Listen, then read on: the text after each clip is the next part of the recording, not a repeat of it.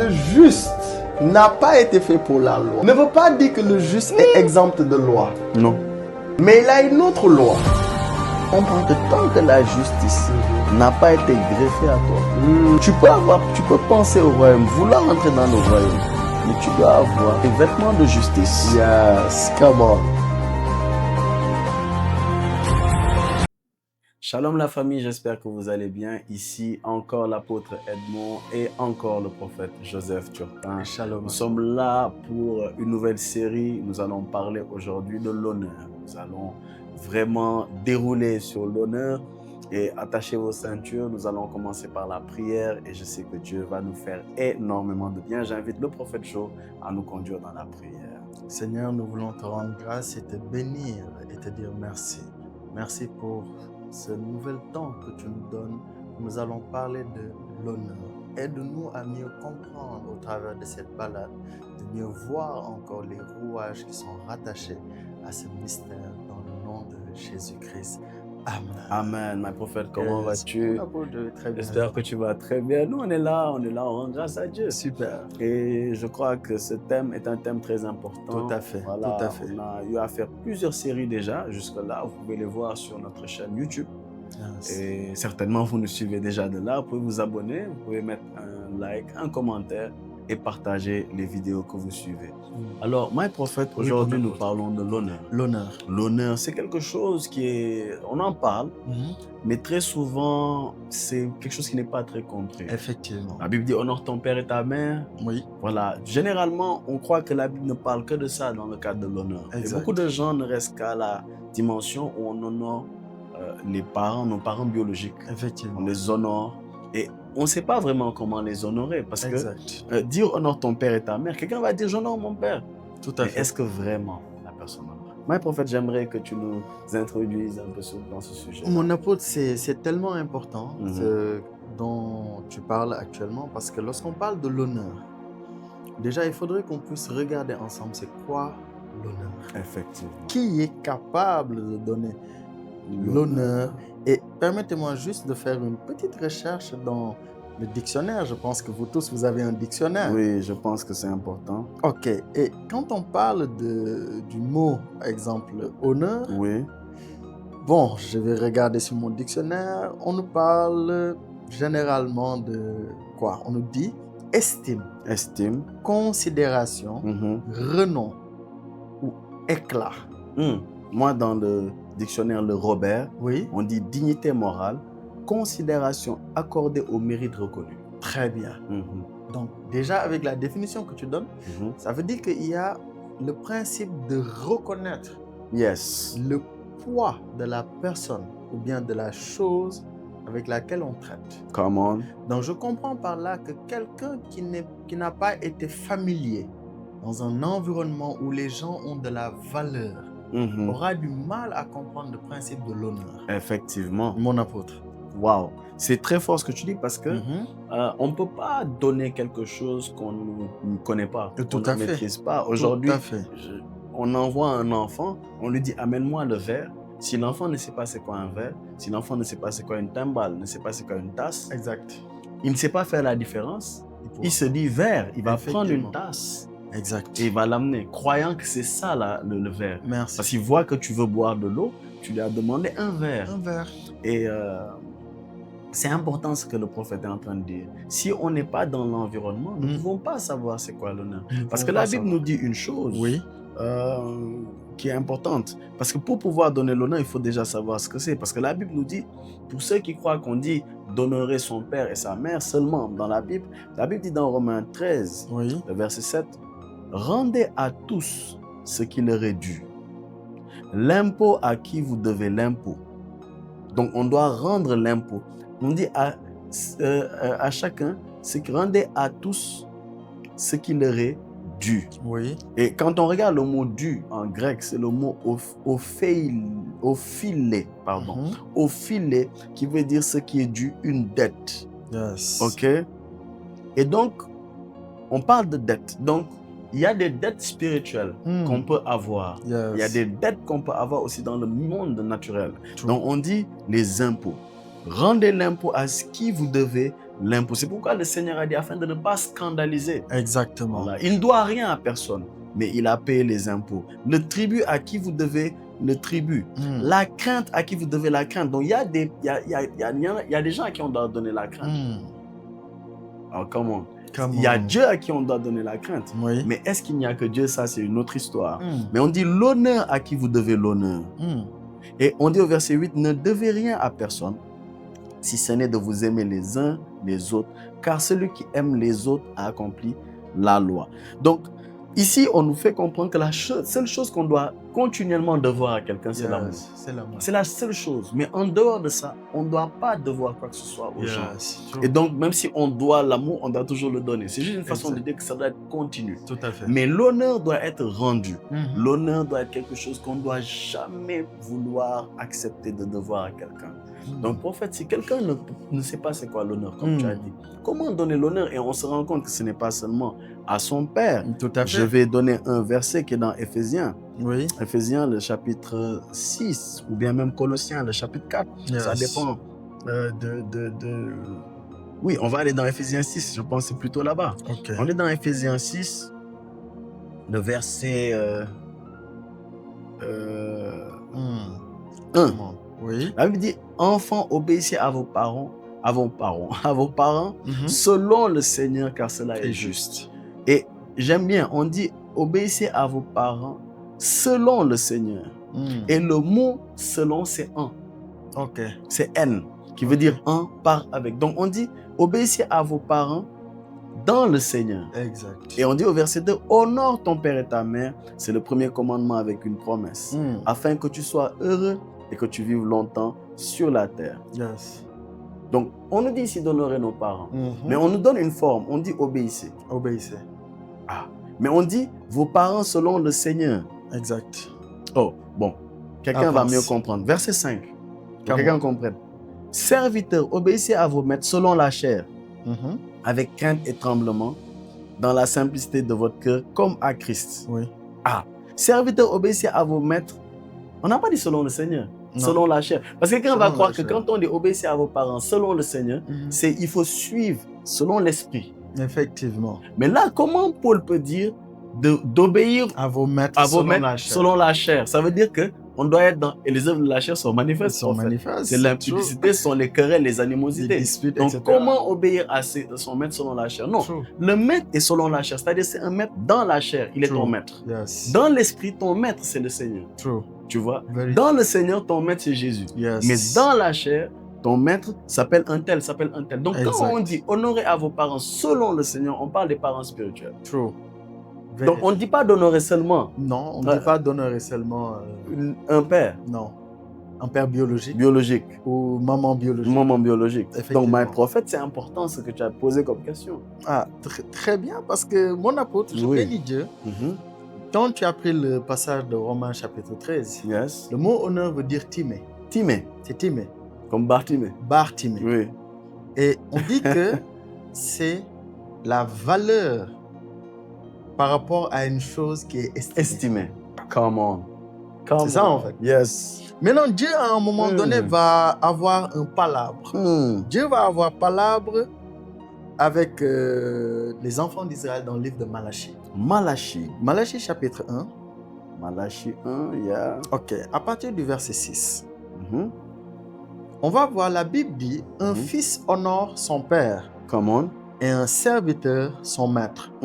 Si je suis père, où est l'honneur qui m'est dû? C'est Dieu qui parle. C'est Dieu qui parle. Ok, mais il faut qu'on voit la qualité de l'honneur en fait. On dit un serviteur. On a un serviteur, comment ça s'appelle? On dit un fils honore son père et un serviteur son maître. Ok. Je voulais juste demander. Vas-y, ça m'intéresse. Maintenant on dit, si je suis père, où est l'honneur qui m'est dû? Donc ça veut dire que c'est une dette. Donc Dieu réclame quelque chose. Mais on va voir qu'est-ce qu'il réclame. Il dit, si je suis maître, où est la crainte qu'on a de moi? Dit l'Éternel des armées à vous, sacrificateurs, qui méprisez mon nom. Donc le manque d'honneur, c'est un mépris. Oui. Parce que l'opposé de l'honneur, c'est le mépris. Oh, come on. Maintenant, il dit, et qui dit, en quoi avons-nous méprisé ton nom? Donc Dieu dit qu'il n'a pas reçu d'honneur, mais il a reçu du mépris. Ok. Maintenant, on va voir pourquoi il dit c'est un mépris. Ok. Verset 7.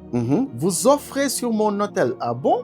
Donc, quel est le Offrir, c'est rapport? honorer. Ah, Mon baraba satikoya. c'est terrible, mon apôtre. Vous offrez sur mon autel, il dit des aliments impurs. Et vous dites, en quoi t'avons-nous profané? C'est en disant la table de l'Éternel est méprisable. Comment?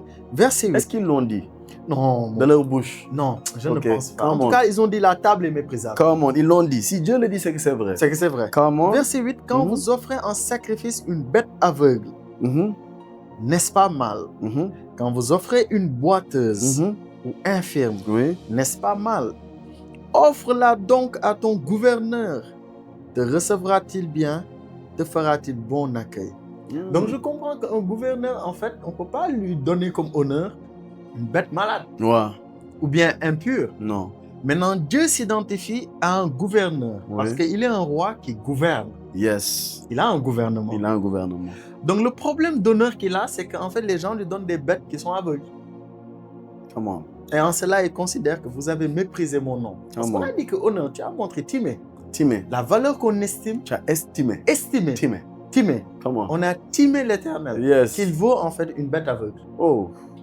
Mon apôtre avance. Waouh. Je lis quelque chose parce que vous savez, souvent, il y a un dicton qui est mal dit. Oui. Je vais expliquer. On dit nul n'est prophète chez soi. Je ne l'ai pas vu dans la Bible.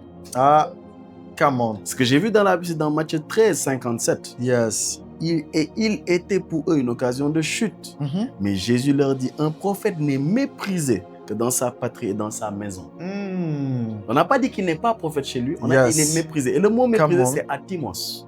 Atimos. Qui veut dire sans honneur, déshonoré, bas, moindre estime.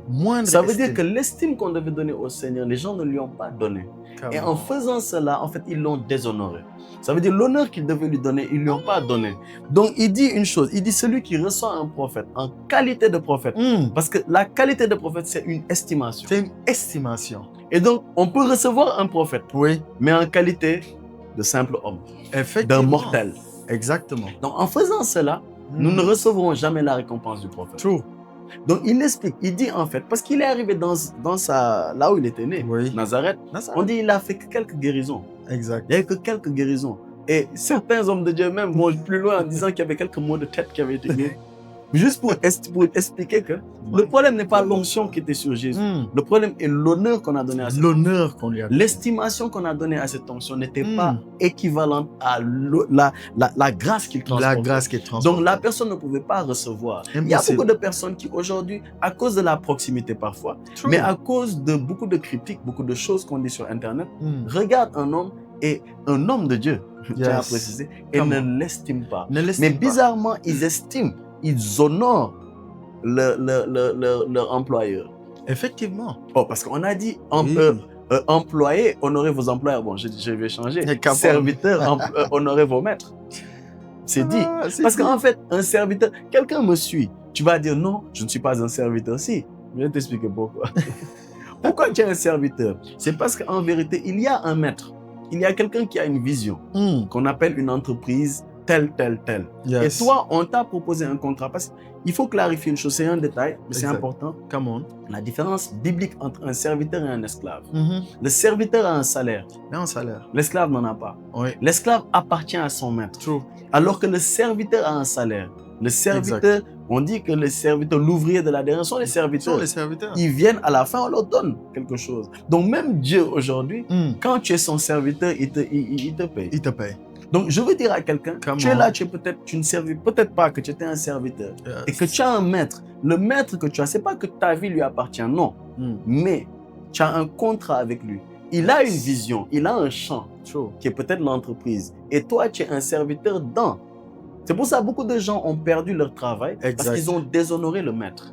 Ils ont déshonoré la personne qui était à la tête de l'entreprise. Ils ont parlé, ils ont mal parlé, ils ont perdu leur emploi. Je veux te dire, si tu es dans cette situation, si le Saint-Esprit, pendant qu'on te parle, te rappelle quelque chose, c'est le moment de demander pardon, Seigneur, mais pas seulement. de te repentir, Yes. de changer de comportement pour pouvoir entrer dans la bénédiction de l'Éternel. Pourquoi? Parce que la porte a été fermée, mais une porte s'ouvre pour toi, parce que tu as entendu la vérité vérité t'a franchi. My prophet. Come on, mon apôtre, c'est terrible. Parce que pendant que tu es en train de parler, je me suis rendu compte qu'en fait, Dieu lui-même avait un problème. Parce qu'il y avait un problème, il y avait un débat autour de notre Seigneur Jésus. Yes. On l'a invité à un dîner, mais à un moment donné, le maître qui l'avait invité à ce dîner ne l'avait pas fortement estimé. Et la Bible nous dit, il y avait une femme. Une femme. On est dans Marc chapitre 14. Come on, my God. Ok, on va lire juste à partir du verset 3. Marc chapitre 14, on dit, comme Jésus était à Béthanie, dans la maison de Simon le lépreux, une femme entra pendant qu'il se trouvait à table. Elle tenait un vase d'albâtre qui renfermait un parfum de nard pur, de grand prix. Ayant rompu le vase, elle répandit le parfum sur la tête de Jésus. Quelques-uns exprimèrent contre eux une indignation. Donc on voit qu'à cette époque, il y a eu une indignation. Une indignation. Pourquoi? À quoi bon perdre ce parfum? Comment? Donc ce parfum était de grand prix. Et on nous dit, on aurait pu le vendre plus de 300 deniers. Tout à l'heure, tu as parlé de la parabole des ouvriers de la dernière heure. Yes. C'est-à-dire leur salaire journalier, c'était un denier. Un denier, yes. Or, le prix du parfum pouvait être estimé à plus de 300 deniers. Ça veut dire presque une année de travail. Comment? C'était la valeur du parfum. Yes. Et on dit quoi? Elle est donnée aux pauvres. Yes. Et il s'irritait contre cette femme. Parce que la valeur à laquelle il a estimé le maître, ce n'était pas normal. Yes. Les pauvres avaient plus d'estime. Jésus va répondre. Verset 6, il dit, mais Jésus dit, laissez-la. Pourquoi lui faites-vous de la peine? Elle a fait une bonne action à mon égard, car vous avez toujours les pauvres avec vous. Mais vous ne m'avez pas toujours. Mais vous ne m'avez pas toujours. Donc je comprends par là qu'en fait, Jésus vient de dire quelque chose. La femme a bien fait d'honorer et d'estimer Jésus à une valeur qui était supérieure à celle des disciples. Yes. Ça veut dire que les disciples, peut-être ils avaient estimé le Seigneur, mais jamais ils l'avaient estimé pouvant recevoir un an de salaire. Yes, en un coup. En un coup. Prophète. On ne parle pas d'un mois de salaire. Non, un mois, non. Parce que 300 on a dit plus de 300 deniers. Or, le salaire journalier d'un ouvrier, on pouvait estimer à un denier. Un denier. Donc, ce qui veut dire 300, c'est presque 365 jours. Presque 365. C'est 300 jours. Oui. C'est pratiquement une année. Une année. C'est-à-dire c'est environ, pour être exact, 10 mois. 10 mois. 10 mois de salaire. 10 mois de salaire. Environ. Et ce qui est étonnant, c'est que j'ai eu à faire des recherches. Ce qui est bizarre, sur la base de quelques recherches que j'ai vues, le prix de ce parfum avoisinait presque les 4 millions. 4 millions de francs. Parce que la Bible dit, quand Jésus avait multiplié les pains, les disciples avaient dit 200 deniers ne suffiraient pas. 4 millions de francs CFA. 4 millions de francs CFA. 200 deniers étaient censés nourrir peut-être 5 000 hommes, mais pas les femmes et les enfants. Comment? Donc le prix de ce qui a été estimé sur Jésus. Mais ce qui va se passer, mon apôtre, c'est pas seulement ce que la femme a fait. Parce qu'on dit que Jésus, il est le roi de gloire. Yes. Et lui-même, il dit dans sa parole, j'honorerai celui qui m'honore. Yes. Mais comment il a honoré cette femme? Cette femme participe à partout où on prêche l'évangile. Son nom est répandu partout. Yes. Comme le parfum a été répandu. Aujourd'hui, cette femme, à cause de cet acte, mais elle n'a pas eu peur de donner, d'estimer Jésus et de lui dire, tu vaux plus qu'un an de salaire. Aujourd'hui, on voit dans le mercato du football, un joueur peut coûter des centaines de millions. On l'estime à sa valeur. On l'estime, my God. Et quand quelqu'un propose, par exemple, pour un joueur de 100 millions, 20 millions d'euros, on dit que ce club a manqué de respect. Effectivement. À ce joueur. Une petite parenthèse, il y a un joueur de Chelsea qui a fait un gros match récemment contre le Barça. Il s'appelle Estevao. Ok. Et le Barça, en fait, devait l'acheter au départ. Petite histoire. Ok. Et Chelsea, en fait, Palmeiras, son club formateur, l'a estimé à 40 millions d'euros. 40 millions. Sauf que le Barça n'avait pas la somme. Ok. Donc, ils n'ont pas pu honorer l'offre. Ils n'ont pas pu Mais Chelsea est venu amener 45 millions d'euros et il est parti à Chelsea, il a fait du mal au Barça. C'est juste pour affirmer ce que tu dis. My God, avance mon apôtre. Aujourd'hui, c'est ça. Donc, je comprends par là. Là où le diable a réussi à amener une zizanie. Remarque mon apôtre. Effectivement. Lorsqu'on prend 100 millions et qu'on le donne aux pauvres, les gens applaudissent. Effectivement. Mais lorsque le même 100 millions est dirigé vers un serviteur de Dieu, c'est un déshonneur. C'est un déshonneur. Là où Dieu l'appelle lui-même honneur. Come on. Dieu appelle ça honneur. Come on. Pourquoi? My God. Parce qu'il y a un principe qui est caché, mon apôtre. Et on le verra tout à l'heure. Avance, avance. Oh my God. Non. Parce que tu dis ça, je suis quelque part. Vas-y. J'avais ouvert un passage. Vous savez ce qui est étrange? Oui. La Bible dit dans 1 Samuel, le chapitre 2, le verset 30. Dieu va dire quelque chose. Parce que si Dieu a vu qu'une bête aveugle est un mépris, et il en a parlé, ça veut dire qu'un bélier à sa table, qui est un honneur, il va aussi en parler. 1 Samuel 2, verset 30. 1 Samuel 2, le verset 30. Donc, on comprend que honorer est le contraire, ou mépriser est le contraire d'honorer. D'honorer. Très bien. Tout à fait. C'est juste pour qu'on soit ensemble. C'est ça. On nous dit quoi? Voici ce que le Seigneur dit. C'est pourquoi voici ce que dit l'Éternel, le Dieu d'Israël. J'avais déclaré que ta maison et la maison de ton père marcheraient devant moi à perpétuité. Maintenant, dit l'Éternel, loin de moi, car j'honorerai celui qui m'honore. Mais ceux qui me méprisent seront méprisés. En fait, ce qui déclenche l'honneur de l'Éternel, c'est d'abord ton honneur. N'est-ce pas? Yes. C'est la raison pour laquelle Christ lui-même a honoré son Père avant d'être glorifié. Ok. N'est-ce pas? Mon apôtre. Donc Dieu dit, celui qui l'honore, il l'honore. Très bien. Celui qui le méprise, il le méprise. Avance, mon apôtre. Je suis dans le même chapitre au verset 17. Verset 17, let's go. La Bible dit, ces jeunes gens, 1 Samuel 2, verset 17, Oui. ces jeunes gens se rendent coupables devant l'Éternel, pas d'un péché, d'un très grand péché, parce qu'ils méprisaient les offrandes de l'Éternel. Donc, mépriser, c'est le contraire d'honorer. C'est le contraire d'honorer. Donc, parce qu'il méprisait, c'est sûr, Dieu a dit, il va mépriser. Il a dit. Il va mépriser. C'est pour ça que quelqu'un qui méprise l'offrande, Aïe. Dieu le méprisera. Ah, je te dis. Mais celui qui honore l'offrande, Dieu va l'honorer. Et juste pour donner un exemple, God, parce qu'aujourd'hui nous sommes dans l'église de notre Seigneur Jésus-Christ, nous sommes dans la dimension de la gloire la plus absolue. Yes. Et la Bible dit dans 2 Rois 5, le verset 5, je vais le dire dans la version, je vais le lire dans la version second 21. On en discutait un jour. Let's go. Et quand on est dans second 21, ça m'a fait rire. C'est le prophète même qui m'a donné ce passage.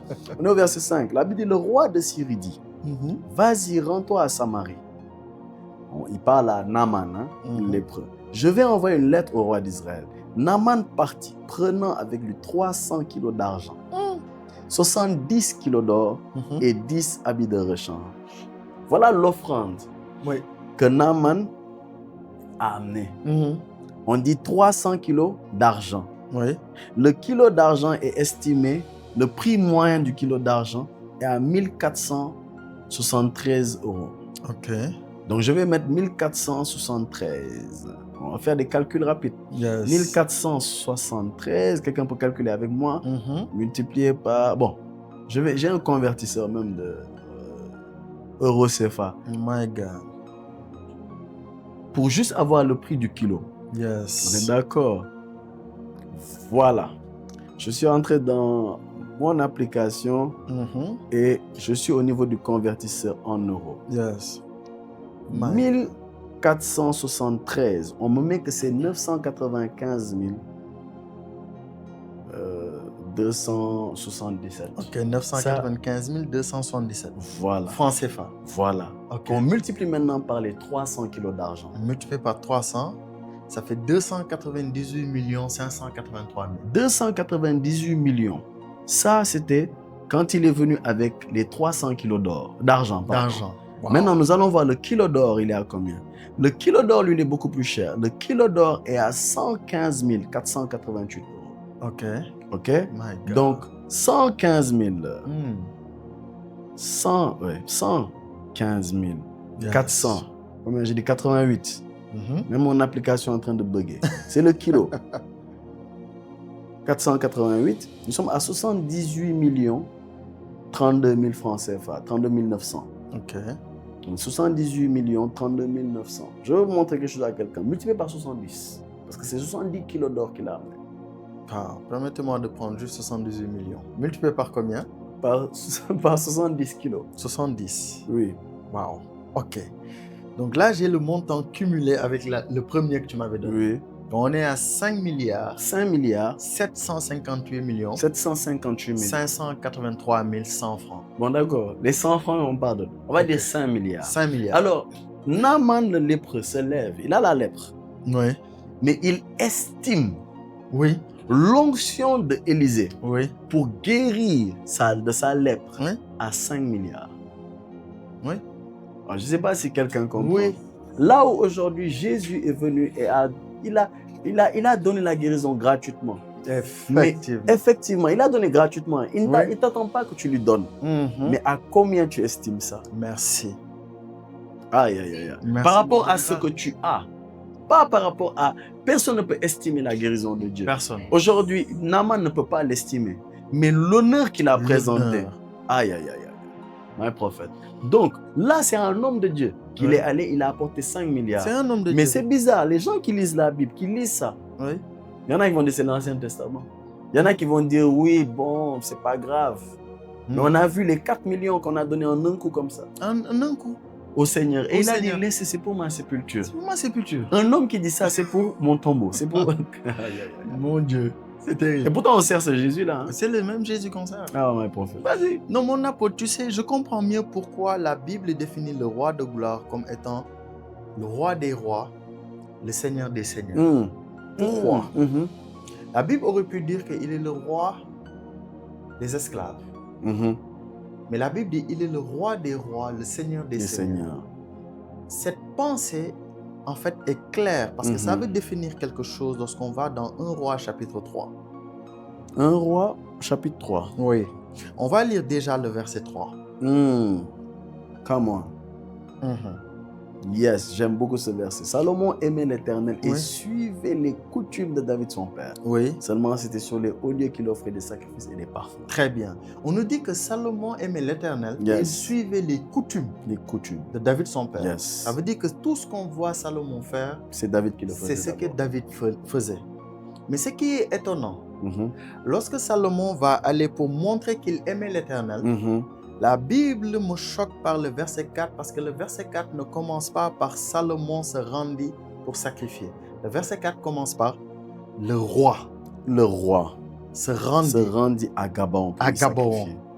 Car c'était le principal des hauts lieux. Oui. Salomon offrit 1000 holocaustes sur l'autel. Pourquoi la Bible précise que celui qui est allé, ce n'était pas Salomon, c'était le roi. Parce que Salomon, en fait, avait estimé que là où je vais, c'est la maison du grand roi. Sauf qu'à la maison du grand roi, c'est le rendez-vous des rois. Des rois. Or, la nature d'un roi se voit par la qualité de l'estimation qu'il donne au roi qui lui est plus grand. La Bible nous dit que Salomon va offrir quoi? 1000 holocaustes. Donc, naturellement, s'il suivait les coutumes du roi David, que David, ça, c'était un day-to-day life. Day-to-day. OK. Mais ce qui est bizarre, c'est qu'après avoir fait ça, la Bible nous dit, automatiquement, c'est l'Éternel qui va apparaître. Parce que Dieu va dire, j'honorerai celui qui quoi? M'honore. À cause de l'estime que le roi Salomon va donner à Dieu, Dieu va donner une réponse à cette estime. Et qu'est-ce qui est plus glorieux que Dieu lui-même se présente devant toi? Beaucoup demandent la sagesse. Sauf que le Seigneur a dit un passage qui est étrange. Demandez, on vous donnera. Frappez, on vous ouvrira. Cherchez, vous trouverez. Comment se fait-il que Salomon, en fait, a cherché sous une autre forme? Et on le voit dans 2 Chroniques, le chapitre 1. Donc, je veux juste que quelqu'un regarde quelque chose. 2 Chroniques 1. Allons le verset 5. Verset 5. C'est le même contexte. Hein? Allons-y. 2 Chroniques, chapitre 1, le verset 5. Là se trouvait aussi devant le tabernacle de l'Éternel l'autel d'airain qu'avait fait Bethsalel, fils d'Uri, fils de Hur. Salomon et l'assemblée cherchèrent l'Éternel. Donc ils cherchèrent l'Éternel. Oui. Verset 6. Et ce fut là sur l'autel d'airain, qui était devant la tente d'assignation, que Salomon offrit à l'Éternel 1000 holocaustes. Donc en réalité, Salomon a cherché l'Éternel au travers de son autel. Donc je comprends qu'en fait, le Larousse de Dieu, pour le trouver, c'est son autel. Come on. Et c'est là-bas qu'on peut l'honorer. C'est là-bas on peut l'honorer. Première définition de l'honneur. Pas qu'il n'y a que là-bas. Non. Mais première définition de l'honneur. De l'honneur. Ils ont cherché. Ils ont cherché. Pas en ouvrant la Torah. Non. Mais ils ont vu qu'il y avait quelque chose. Yes. Où l'Éternel pouvait se manifester. Donc il y a des gens qui aujourd'hui, prophète, se disent, je cherche Dieu. Ou je cherche la face de Dieu. Come on. Ils vont prier. Très bien. Ce qui est une très bonne chose. C'est une très bonne chose. Parce que la preuve, dans le songe, oui, il a prié. Il a prié. Il a même prié dans son songe. Vérité. Donc c'est une chose. C'est une chose. Mais il ne faut pas manquer de déposer quelque chose sur l'autel de l'Éternel. True. En cela, tu cherches l'Éternel. Tu cherches l'Éternel. Parce que Dieu est esprit. Il est esprit. Voilà. Et l'autel est un outil assez particulier. Vérité. Voilà. Quand on cherche, on fait une recherche aujourd'hui sur Internet. Oui. Il y a des moteurs de recherche. Effectivement. On appelle Google. Google, oui. Par exemple. Ou sur Google, on peut chercher. Sur YouTube, on peut faire des recherches de certaines vidéos. Par exemple, la balade du Saint-Esprit, si on va sur la barre de recherche, on tape balade du Saint-Esprit, on verra l'épisode. On tape balade du Saint-Esprit, honneur, Vérité. et on verra l'épisode. C'est la même chose. Donc, pour chercher l'Éternel, il y a un endroit qui est déjà là-bas, qui est favorable, c'est l'autel. Or, l'autel ne doit pas être vide. Ça ne doit pas être vide. Voilà. Je voulais juste répéter ce que le prophète a dit. Non, avance mon Donc, première dimension d'honorer Dieu. Donc, Salomon a honoré Dieu. Il a honoré Dieu. Oh, attends. Come on. Il y a un verset qui me vient à l'esprit. Vas-y. Avant que je ne revienne à Marc. Thank you, Jesus. C'est dans Proverbe, si je ne me trompe pas. Je crois que c'est le chapitre 3.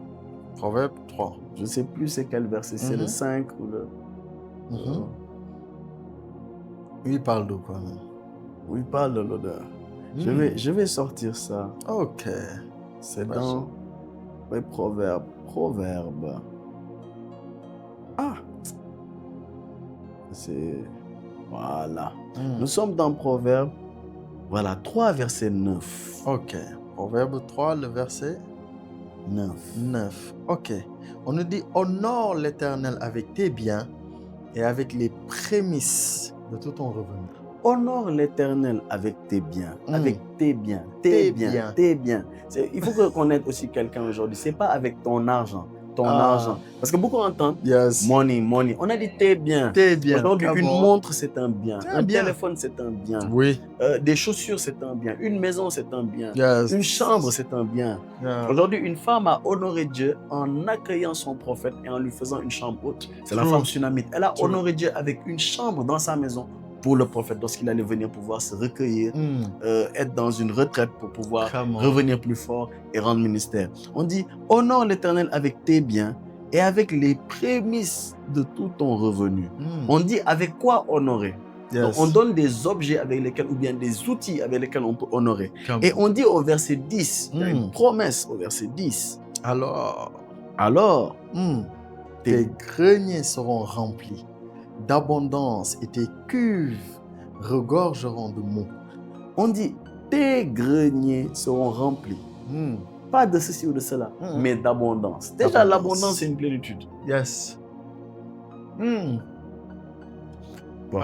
Je vais expliquer quelque chose. Il faut expliquer. Je peux prophète. Je peux te donner juste... Il faut donner même encore. Cette passe-là. Non, donne. Une passe décisive. Il faut faire une dribble. Il faut faire dribble, même. Non, je te donne. Et après, je te laisse allumer le feu, quoi. Parce qu'on a dit, faites part à l'Éternel de tous vos biens. On dit, alors. Donc, il y a une condition première. C'est de d'honorer Dieu avec nos biens. Et lorsqu'on aura honoré Dieu avec nos biens, juste après, on dit, Dieu va remplir de quoi? Nos greniers d'abondance. Donc l'abondance, c'est quelque chose qu'on veut comprendre aujourd'hui. Alors nous sommes dans le livre de Job. Dans le livre de Job, nous sommes au chapitre... l'honneur là, on dit des choses. L'honneur. On est dans Job au chapitre 22, verset 25.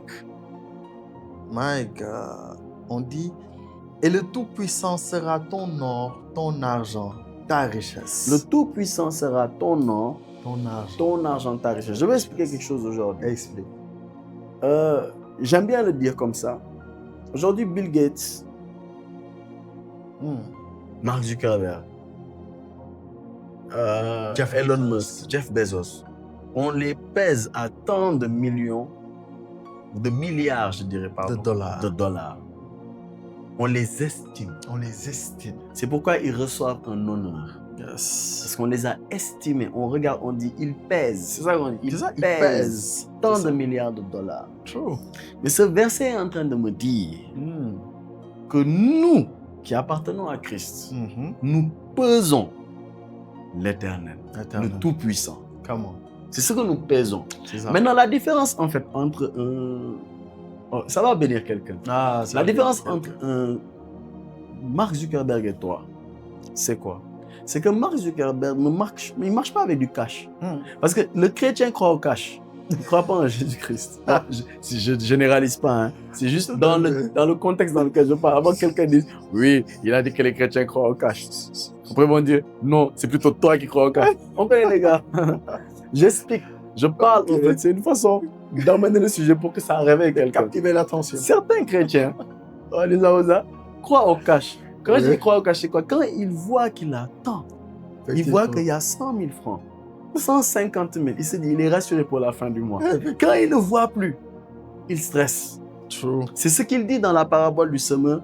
Les soucis de ce siècle ont étouffé la parole. La parole dit que tu pèses éternel. Mais tu as entendu, la fin du mois, la facture, comment je vais payer? Jeff Bezos n'a pas avec lui du cash. Non. Il a une carte bancaire. C'est tout. Et il sait que dans son compte bancaire, il y a quelque chose. Il ne vérifie même pas. Oui, c'est même pas son problème. Il vient, il dit, vas-y, prends ça là.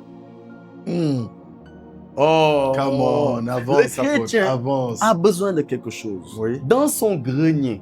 Le grenier, c'est la banque. Yes. True. On dit, quand tu vas faire, il va le remplir d'abondance. Yes. Aïe, aïe, aïe. Et ça peut être la banque, ça peut ne pas être que la banque. Ça peut être les mobile wallets. Des choses comme ça.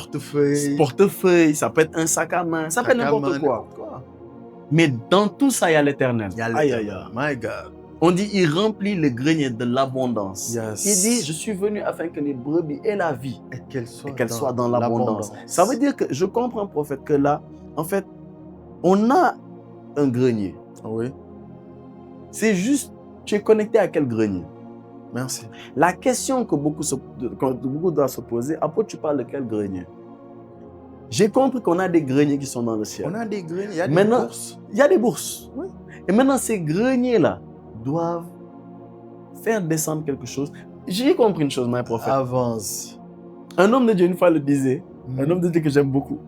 Il avait un terme, il disait Écobanque et Écociel. Ok. Donc, Écociel, Écobanque peut avoir 32 000 francs. Ou bien moins 5 000. C'est ce que Écobanque a. Mais Écociel est chargé de centaines de millions, voire de milliards. Yes. Maintenant, on peut faire un dépôt de Écociel à Écobanque. Effectivement. Mais il faudrait que Écociel soit chargé. Il le faut. Le problème est que l'honneur qu'on donne, honore l'Éternel avec tes biens. Yes. Lui, qu'est-ce qu'il fait? Il dit, alors les greniers seront remplis d'abondance. Les greniers ne sont pas des greniers terrestres, c'est des greniers célestes. Merci. Donc dans le ciel, oh my goodness. Qu'est-ce que Jésus dit au truc? On n'a pas le temps de chercher ce verset. Il a dit au jeune homme riche. On est dans Marc, si je ne me trompe pas, le chapitre, c'est combien? 10, je crois. Oui. Où le jeune homme riche. Il lui dit, Marc 10, 21. 21. Jésus l'ayant regardé les mains. Il les mains. Oui. Il te manque une chose. Va vendre tout ce que tu as, donne-le aux pauvres et tu auras un trésor dans le ciel. Puis viens et suis-moi. Tu auras un trésor dans le ciel et viens et suis-moi. Et vers la fin, l'apôtre Pierre, parce que le jeune homme ne va pas pouvoir, l'apôtre Pierre va dire au Seigneur, mais nous avons tout quitté pour te servir. Effectivement. Qu'est-ce que le Seigneur va lui répondre? Le Seigneur va lui dire quoi? Il dit, Jésus répondit, verset 29. Verset 29. Je vous le dis en vérité, il n'est personne qui ayant quitté à cause de moi et à cause de la bonne nouvelle, sa maison, ou ses frères, ou ses sœurs, ou sa mère, ou son père, ou ses enfants, ou ses terres, ne reçoivent au centuple présentement dans ce siècle-ci des maisons, des frères, des sœurs, des mères, des enfants et des terres, et avec des persécutions. Oui. Et dans le siècle à venir, la vie éternelle. Donc, ce qui veut dire que dans le siècle présent, persécution vient pour tous les chrétiens. Mais il y a une chose, celui qui, à cause du royaume de Dieu, à cause du nom de Jésus, est prêt à perdre maison. Ce qui se passait dans Actes des Apôtres. Effectivement. Ils vendaient leur maison. Ils ont honoré le Seigneur. Oui. Avec leurs biens, ils ont déposé ça aux pieds des apôtres. Oui. Et après, on a fait la redistribution. Donc, le Seigneur a dit, celui qui donne, il va recevoir le centuple. Il va avoir des maisons. Ici, dans ce siècle présent. Il n'aura pas qu'une, il aura des maisons. Des maisons. Et donc, le Seigneur est en train de faire comprendre, le jeune homme riche devait juste l'honorer. C'est tout. Donner aux pauvres, suivre l'instruction du Seigneur. C'est tout. Et il allait recevoir le centuple. Maintenant, je comprends une chose. Avance. Ananias et Saphira sont morts parce qu'ils ont méprisé. Ils ont méprisé l'offrande qu'ils devaient donner à Dieu. Parce qu'on dit, est-ce que c'est à ce prix? En fait, vous avez estimé, parce que vous avez vendu le champ, vous avez estimé de donner ça à Dieu. Ils ont dit oui. Et là, il a dit, mais attends, Satan a rempli votre cœur. Parce que c'est un très grand, n'oublions pas, Samuel 2, c'est un très grand péché, verset 17. De mépriser les offrandes de l'Éternel. Oui. Ouais, prophète. Non, mon apôtre, est-ce qu'il y a encore quelque chose à dire? Oui, vas-y, avance. Tu sais, il y a un système qui est très étrange avec Dieu. Il y a le passage, je pense, c'est dans Proverbe, le chapitre 18, si je ne me trompe pas. Proverbe 18. Oui, on parle de, je pense, il faut que je vérifie. On dit les présents d'un homme. Ah, Proverbe 16. Je pense. Voilà, Proverbe 18, 16. Voilà, c'est ça. Proverbe 18, 16. Moi, j'ai dit Proverbe 16, 18. Proverbe 18, 16. Merci, prophète. Voilà, on dit les présents d'un homme lui élargissent la voie et lui donnent accès auprès des grands. Yes. Mais mon apôtre, il y a quelque chose d'étrange. En fait, ce verset, quand il est lu dans une autre version que peut-être la régie pourra nous aider, NIV, littéralement, ce que ça signifie, ça veut juste dire les présents d'un homme vont auprès d'un portier.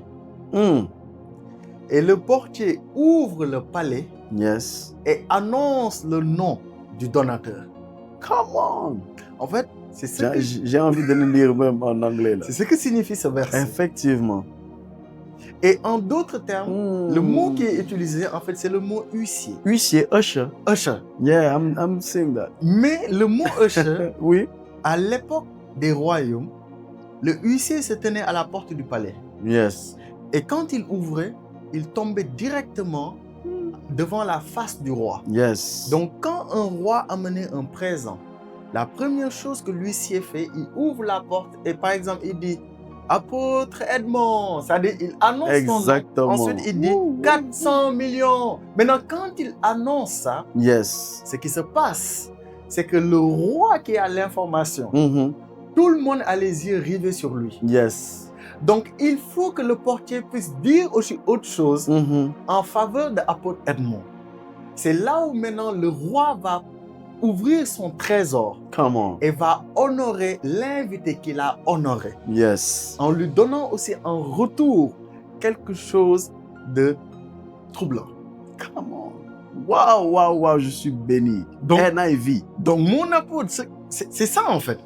Ce que tu dis. En fait, le Seigneur Jésus a voulu juste que lui étant le roi qui a son palais dans les cieux, il a voulu que un usher annonce le jeune homme pour que Christ ensuite à son tour dise « Ok, comme tu as agi ainsi et que tu ne peux pas être plus glorieux que moi, je vais te répondre. Tu as fait exactement ce que je voulais que tu fasses. Ce que je voulais que tu fasses. » Et à noter, le jeune homme a posé une question. Oui, il voulait Qu'est-ce que je dois faire pour avoir la vie éternelle? La vie éternelle. Et le Seigneur lui dit, il faut honorer. Il faut honorer. Ah! C'est ça. Prophète. En fait, c'est compliqué. Ce que tu dis, donc, je comprends par là qu'il y a un huissier. Il y a un huissier qui, quand tu donnes, il récolte. Il récolte. Il prend la chose. Il le prend. Donc, je comprends que l'huissier ici, c'est l'ange. Oui. L'ange récupère l'offrande et il va annoncer. Il l'annonce, il publie. Non seulement le montant et le donateur. Je comprends pourquoi le Seigneur donc dit désormais, tu verras le ciel ouvert et les anges monter et descend sur le Fils de l'homme. Merci. Ça veut dire quand tu honores le Fils de l'homme, l'ange monte pour toi. Il monte. Et ensuite, il redescend pour avec toi, avec quelque chose. Avec l'honneur pour toi. Parce qu'il monte avec l'honneur. Yes. Et il redescend. Come on. Et je comprends encore mieux. Avance. My prophète, pendant que tu es en train de parler. Oui, mon apôtre. Non, c'est terrible ce que tu as dit. Faut détruire. C'est ce que les philanthropes ont compris. Exactement. Parce qu'il y a un homme qui s'appelle Salomon. Pardon, j'ai dit Salomon. On parlera de Salomon alors. Il y a un homme qui s'appelle Abraham. Nous sommes dans Genèse 22.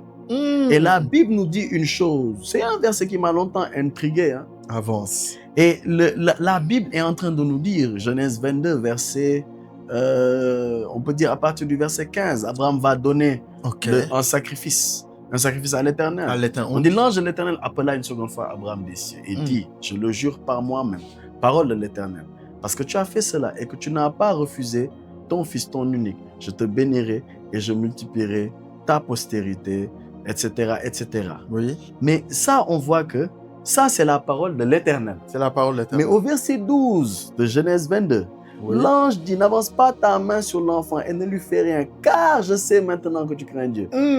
Alors l'ange sait. Il sait. Parce que Dieu sait tout. Dieu sait tout. Dieu est omniscient. Mais l'ange n'est pas omniscient. L'ange, après cet acte, il dit, je viens de savoir que tu crains Dieu. Mais il dit quoi après? Il dit, et que tu ne m'as pas refusé ton fils, ton unique. Attends, il a donné à qui? C'est à Dieu. C'est à Dieu. Mais l'ange dit, tu ne m'as pas refusé.